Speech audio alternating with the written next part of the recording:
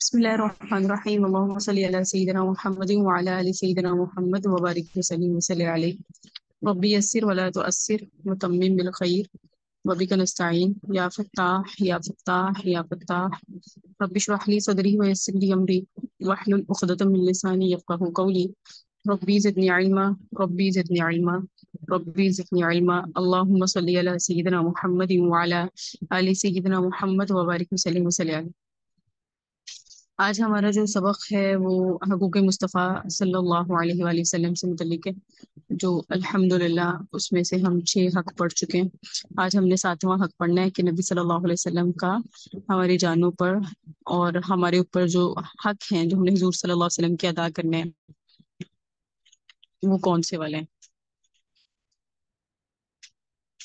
امید ہے آپ تمام طالبات نے پیچھے سے بھی یاد کیے ہوں گے اور پچھلے والے حقوق کو ایک دفعہ دہرا دیا ہوگا، ایسا ہی ہے۔ بسم اللہ الرحمن الرحیم۔ کچھ حقوق پڑھے تھے ہم نے، جس میں انداز یہ ہوتا ہے کہ ہم صحابہ کرام کے تدریس کو صحابہ کرام کے بھی اس پہ واقعات پڑھتے ہیں۔ 7واں حق ہے جناب نبی صلی اللہ علیہ وسلم کا ذکر کرنا اور آپ پر درود پاک پڑھنا۔ نبی صلی اللہ علیہ وسلم کے حقوق میں سے ایک بڑا حق ہے آپ کا مبارک ذکر کرنا بھی۔ ذکر رسول کا کامل مصداق آپ کی سیرت طیبہ ہے، جس میں آپ کی ولادت سے وصال تک کے تمام حالات درج ہیں۔ اللہ کی قدرت اور نبوت محمدی کا اعجاز دیکھیے کہ حضور پاک صلی اللہ علیہ وسلم کی نبوت کے 23 سالہ مختصر عرصے میں ذات نبوی علی صاحب السلام پر ان سارے حالات و کیفیات کا گزر ہو گیا جن سے قیامت تک کسی انسان کا سامنا ہونا تھا۔ یہ حق ہم نے پڑھ لیا تھا نبی صلی اللہ علیہ وسلم کا۔ پھر اس میں ہم نے پڑھا تھا سیرت طیبہ کو پھیلانا، سیرت طیبہ کا دفاع کرنا، اسلام قبول کرنے والوں کو جو خوشخبریاں ملی، اور اس میں کچھ واقعات تھے جو ہم نے پڑھے۔ باقی درود پاک جو ہے وہ گھر میں رونق کا سبب بنتا ہے۔ درود پاک شفاعت رسول کا ذریعہ ہے۔ بارگاہ رسالت میں جو ہے وہ ہماری پہچان بھی درود پاک سے ہوتی ہے۔ 8واں اور اہم حق وہ یہ ہے جو آج ہم نے پڑھنا ہے کہ نبی صلی اللہ علیہ وسلم کے دین کی نصرت کی جائے، یعنی نبی صلی اللہ علیہ وسلم کے دین کو پھیلایا جائے۔ ہم سب کے لیے لازم ہے کہ ہم اللہ کے نبی صلی اللہ علیہ وسلم کے جو دین ہے ان کی تشہیر کریں۔ رحمت دو عالم صلی اللہ علیہ وسلم کو تا قیامت تمام زمانوں اور انسانوں کے لیے نبی اور رسول بنا کے بھیجا گیا۔ آپ صلی اللہ علیہ وسلم سلسلہ نبوت کے آخری نبی اور رسول ہیں۔ آپ کا دین خاتم الادیان ہے۔ اب تا قیامت یہی دین ذریعہ نجات ہے، جو کہ آپ خاتم الانبیاء اور دین خاتم الادیان ہے۔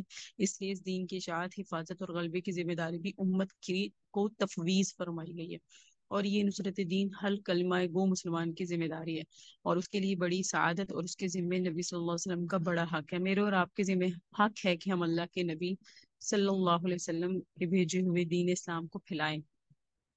قرآن کریم میں اللہ نے ارشاد فرمایا، سو جو لوگ آپ پر ایمان لائے اور آپ کی حمایت کی اور مدد کی اور اس نور کے تابع ہوئے جو آپ کے ساتھ بھیجا گیا، یہی لوگ نجات پانے والے ہیں۔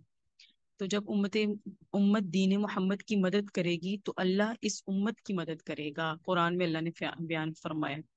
اسی طرح حضرات صحابہ کرام نے نبی صلی اللہ علیہ وسلم کے لائے ہوئے دین کی مدد اور نصرت میں اپنی جان، آل اولاد، مال جائیداد، خاندان، گھر بار گھر سبھی کچھ قربان کیا، اور اشاعت دین، دفاع دین اور غلبہ دین میں بھی کامل حق ادا کیا، اور آپ علیہ الصلوۃ والسلام کے دین سے ایسی نبھا اور وفا کی کہ پہلے کسی طبقے نے کسی سے نہیں ایسی نبھا کی، نہ قیامت تک کوئی نبھا سکے گا۔ واقعات بھی بہت سارے ہیں، جیسے کہ حضرت ابوبکر صدیق نے مسلمان ہونے کے ساتھ ہی دین حنیف کی نشر و اشاعت کے لیے جدوجہد شروع کی، کیونکہ حضرت ابوبکر صدیق کو قریش میں ایک خاص مقام اور مرتبہ حاصل تھا، جس کی بنا پر وہ قریش میں دعوت و تبلیغ کا فریضہ انجام دیتے تھے۔ ان کی اس حیثیت کا ذکر کرتے ہوئے ابن ہشام نے لکھا ہے کہ حضرت ابوبکر صدیق اپنی قوم میں بہت تعلقات رکھنے والے، محبوب، نرم اخلاق، قریش میں تمام ان کی اچھائی برائی کو سب سے زیادہ یہ جاننے والے تھے۔ تجارت کرتے تھے، خوش مزاج تھے، ہر ایک سے نیک سلوک کرتے تھے۔ علم، تجارت اور حسن معاملات کے سبب قوم کے تمام افراد آپ کے پاس آتے تھے اور آپ سے تعلقات رکھتے تھے۔ آپ نے قوم کے ان تمام افراد کو اسلام کی جانب بلانا شروع کر دیا جن پر آپ کو بھروسہ تھا، جو کہ آپ کے پاس آتے جاتے تھے اور اٹھتے بیٹھتے تھے. تو میرا اور آپ کا بھی حق ہے کہ ہم دیکھیں جو لوگ ہماری بات سمجھتے ہیں سنتے ہیں، ہم بھی ان سے دین اسلام کی بات کریں، ہم بھی سیدنا ابو بکر صدیق کی سنت کو زندہ کریں اور اپنے نبی کا وہ حق پورا کریں جو میرے اور آپ کی جانوں پر ہے. اور آپ کو پتہ ہے کہ حضرت ابو بکر صدیق کی محنت سے کتنے لوگ مسلمان ہوئے، ایک لمبی لسٹ ہے. اگر آپ کے سامنے نام لوں تو آپ حیران رہ جائیں کہ حضرت ابو بکر صدیق کی کوششوں سے حضرت عثمان مسلمان ہوئے، زبیر بن عوام ہوئے، عبد الرحمن بن عوف ہوئے، سعد بن ابی وقاص ہوئے، طلحہ بن عبید اللہ ہوئے، ابو عبیدہ بن جراح ہوئے، ابو سلمہ، ابو ارقم، عثمان بن مزعون، حضرت قدامہ، عبیدہ بن حارث، سعد بن زید، حضرت فاطمہ بنت خطاب، حضرت اسماء بنت ابو بکر، سید عائشہ بنت صدیق ابو بکر، حضرت خباب بن ارت، عمیر بن ابی وقاص، عبداللہ بن مسعود، مسعود بن قاری، مسعود بن ربیعہ، سلیت بن عمر، ان کے بھائی حاتب، حضرت عیاش، حضرت اسماء بنت سلامہ، عامر بن ربیع، عبداللہ بن جہش، احمد، حضرت امام حضرت احمد، حضرت جعفر بن ابی طالب، حضرت اسماء بنت عمیس، حضرت حاتب بن حارث، ایک لمبی لسٹ ہے. تو علامہ ابن اسیر ایک حدیث بیان کرنے والے ہیں، وہ کہتے ہیں کہ ابو بکر صدیق کے ہاتھ پر ایک جماعت جن کو ان کے ساتھ محبت و تعلق تھا اسلام لائی، یہاں تک کہ عشرہ مبشرہ میں بھی جن 10 کو جنتی ہونے کی بشارت ملی ان میں سے بھی 5 بزرگ ان کے ہاتھ پر اسلام لائے. تو یہ کتنی بڑی بات ہے اور کتنا بڑا جذبہ تھا. ظاہری بات ہے غار یار ہیں، صدیق ہیں اور غار مزار بھی ہیں، تو پھر ان سے اللہ نے بڑا کام لیا. تو میرے اور آپ کا حق ہے کہ ہم اپنے نبی صلی اللہ علیہ وسلم کے دین کو پلائیں اور دین کو پلانے کے لیے اپنے لوگوں کو جوڑیں دین اسلام سے. جب نبی صلی اللہ علیہ وسلم کی مرد صحابہ کی تعداد 38 ہو گئی تو سیدنا صدیق اکبر نے رسول اللہ صلی اللہ علیہ وسلم سے اصرار کیا کہ اب کھل کر اسلام کی دعوت دی جائے. آپ نے فرمایا اے ابو بکر ابھی ہم لوگ تھوڑے ہیں، لیکن حضرت ابو بکر صدیق اصرار کرتے رہے، جس پہ حضور علیہ السلام نے کلم کلا دعوت و تبلیغ کی اجازت دے دی. چنانچہ مسلمان مسجد حرام کے مختلف حصوں میں بکھر گیا اور ہر آدمی اپنے قبیلے میں جا کر بیٹھ گیا. اور ابو بکر صدیق رضی اللہ تعالیٰ عنہ لوگوں میں بیان کے لیے کھڑے ہو گئے. جب حضور پاک صلی اللہ علیہ وسلم بھی تشریف فرما تھے، حضرت ابو بکر صدیق میں سب سے پہلے خطیب ہیں. حضرت ابو بکر صدیق اسلام کے سب سے پہلے خطیب ہیں جنہوں نے اللہ اور اسلام کی طرف لوگوں کو اعلانیہ دعوت دی. اسی طرح حضرت ابو ذر غفاری بھی ان کی فطرتاً وہ نیک سیرت انسان تھے. حضرت عبداللہ بن عباس نے حضرت ابو ذر غفاری کے قبول اسلام کی طویل روایت بیان کی ہے کہ جب انہوں نے اسلام قبول کیا حضرت ابو ذر غفاری نے تو رسول اللہ صلی اللہ علیہ وسلم نے انہیں واپس اپنی قوم میں جانے اور تبلیغ دین کا حکم دیا. لیکن حضرت ابو ذر غفاری نے بڑے جوش اور جذبہ اور جان ساری کے ساتھ بارگاہ رسالت میں عرض کیا کہ اس ذات کی قسم جس کے قبضے قدرت میں میری جان، میں اس وقت کلمہ توحید کا اعلان کافروں میں پورے زور سے کروں گا. یہ پیارا جذبہ تھا. حضرت ابو ذر غفاری بیت اللہ میں آئے، ان لوگوں کو اللہ رسول کی دعوت دی. مشرکین کھڑے ہوئے، ان کو اتنا مارا، ان کو لٹا دیا. اتنے میں حضرت عباس آ گئے اور ان کو بچانے کے لیے ان پہ حضرت عباس لیٹ گئے اور حضرت عباس کو بھی کافروں سے، حضرت عباس نے حضرت ابو ذر غفاری کو کافروں سے چھڑایا. اگلے دن حضرت ابو ذر غفاری نے پھر ان کو ویسے ہی دعوت اسلام دی. اسی روز پھر کافروں نے ان کو خوب مارا اور حضرت عباس نے ہی مداخلت کی اور ان کی جان بچائی. آپ نے ان کو فرمایا تھا کہ کیا تم میری طرف سے اپنی قوم کو اسلام کا پیغام پہنچا سکتے ہو؟ تو صرف ان کے ذہن میں یہی تھا کہ حضور کا پیغام ہے، حضور کا حکم ہے اور مجھے پہنچانا ہے، اور اس میں اپنی جان بھی گنوانے کا خدشہ انہوں نے اس کی پرواہ نہیں کی. یہ ہے حضور کا حق جو میرے اور آپ کی جانوں پر ہے. ہم صرف کھانا پینا، اپنی زندگی بسر کرنا اور اس میں لگے ہیں. جب دین اسلام پھیلانے کی باری آتی ہے تو ہماری سستیاں، ہماری غفلتیں، ہماری بہت ساری چیزیں ہمیں آڑے آ جاتی ہیں. تو یہ اللہ کے نبی صلی اللہ علیہ وسلم کا میری اور آپ کی جان پر حق ہے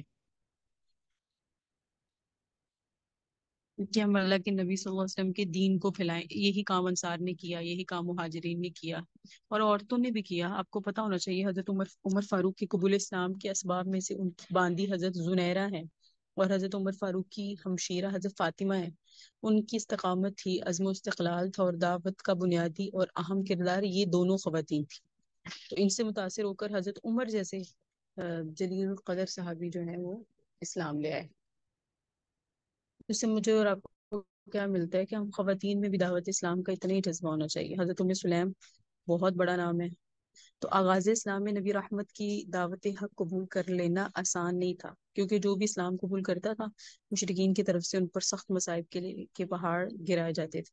اسلام لانے والوں کو طرح طرح کی اذیتیں دی جاتی تھی. ان حضرات کو ایسی ایسی تکالیف دی جاتی تھی کہ ان کو پڑھ کر ہی انسان کام جاتا ہے. لیکن سلام عقیدت ان مقدس ہستیوں پر جنہوں نے ہر طرح کے مسائل برداشت کیے، لیکن ہادی برحق کی دعوت برحق سے رجوع نہیں کیا.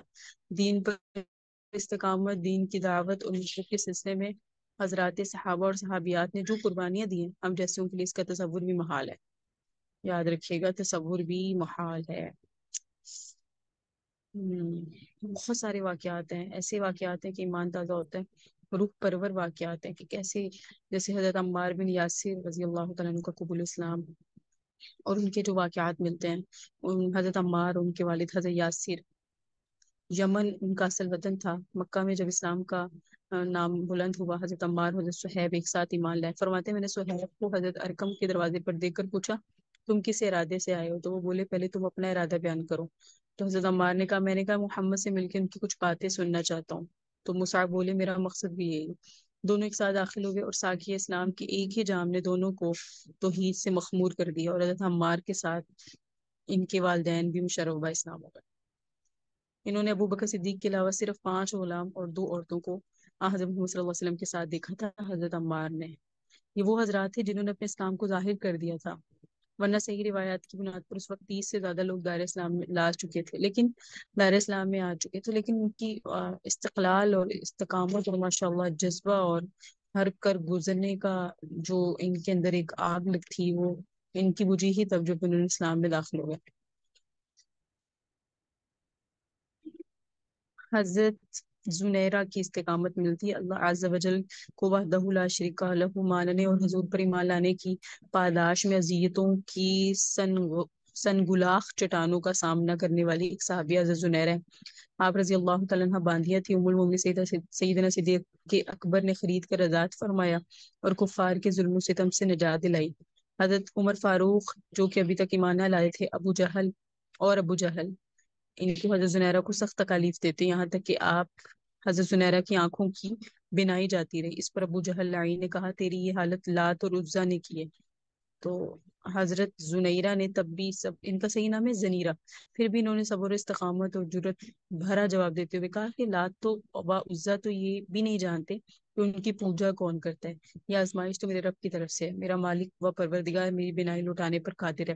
چنانچہ اگلی ہی صبح ان کی آنکھیں روشن ہو گئی تھی استقامت کی وجہ سے. حضرت لبنہ دین اسلام کی خاطر مصیبتوں کے پہاڑ کے سامنے سیسا پلائی دیوار بن جانے والی ایک پاک طینت صحابی حضرت لبنہ ہے. آپ رضی اللہ تعالیٰ عنہ بنو معمل کی باندھی تھی. ابتدائی اسلام میں ہی اسلام کی حقانیت کا نور ان کے دل میں چمک اٹھا اور یہ دامن مصطفیٰ سے وابستہ ہو گئی. کفار مکہ نے ان پر بھی ظلم و ستم کی انتہا کر دی. چنانچہ منقول ہے کہ جب آپ رضی اللہ تعالیٰ عنہ مشرف و اسلام ہوئی تو حضرت سیدنا عمر فاروق جو ابھی تک مسلمان نہیں ہوئے تھے، آپ کو دین اسلام نہ چھوڑنے پر سخت سزائیں دیتے. اتنا مارتے کہ مارتے مارتے خود تھک جاتے اور کہتے میں تجھے کہیں کا نہیں چھوڑوں گا. تو آپ کہتی ہیں کہ اے عمر، اگر اللہ عز و جل کے سچے رسول پر ایمان نہ لائے آپ، تو اللہ تعالیٰ بھی تو آپ کے ساتھ ایسا ہی کریں گے. آخر کار جب ظلم و ستم بڑھتے گئے تو حضرت سیدنا صدیق اکبر نے آپ رضی اللہ تعالیٰ عنہ کو بھی آزاد کر دیا. بہت سارے معاملات تھے جو جس سے یہ سمجھ آتی ہے کہ صحابیات کا جو استقلال ہے وہ بہت اونچے درجے کا تھا.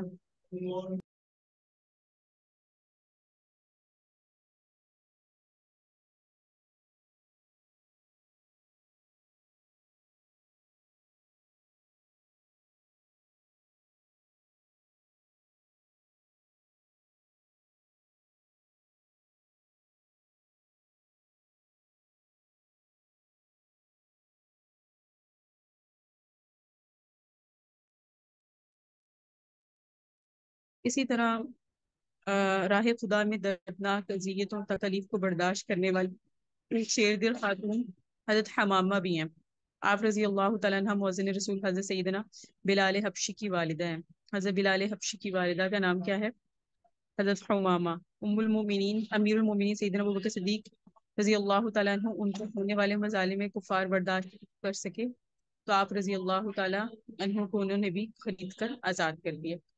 تو صحابیات کے جو واقعات ہیں، جیسے حضرت زینب جو حضور صلی اللہ علیہ وسلم کی سب سے بڑی شہزادی ہیں، جو اعلان نبوت سے 10 سال تک قبلہ مکہ مکرمہ میں پیدا ہوئی، یہ ابتدائی اسلام ہی میں مسلمان ہو گئی تھی اور جنگ بدر کے دن بعد حضور نے ان کو مکہ سے مدینہ بلا لیا تھا.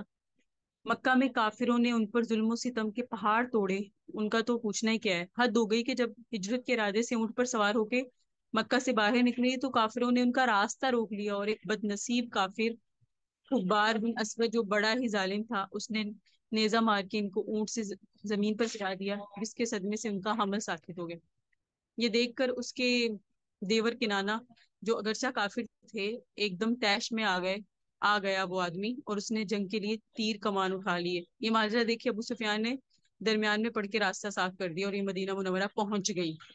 جب حضور کی قلب اطہر کو اس واقعے کا پتہ چلا تو نبی علیہ السلام کو بڑی چوٹ لگی، اور آپ نے فرمایا یہ میری بیٹیوں میں اس اعتبار سے بہت بڑی فضیلت رکھتی ہیں کہ میری خاطر اللہ زینب ستائی گئی ہیں۔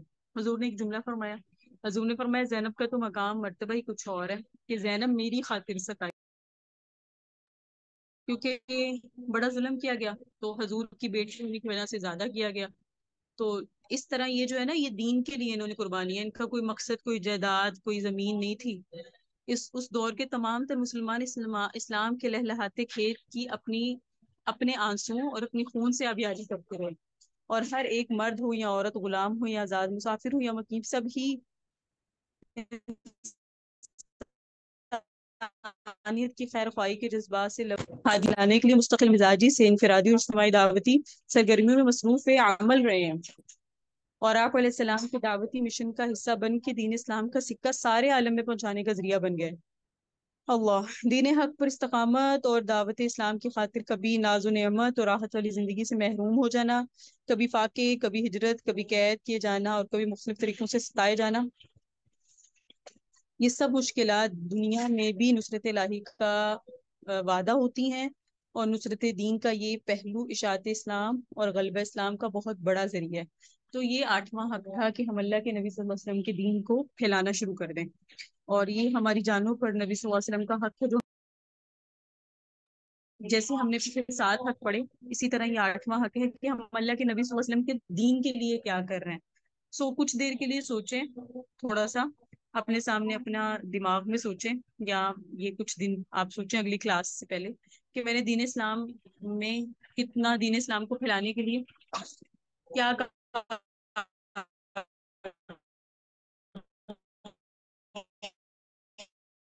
سر انجام دے رہی ہوں۔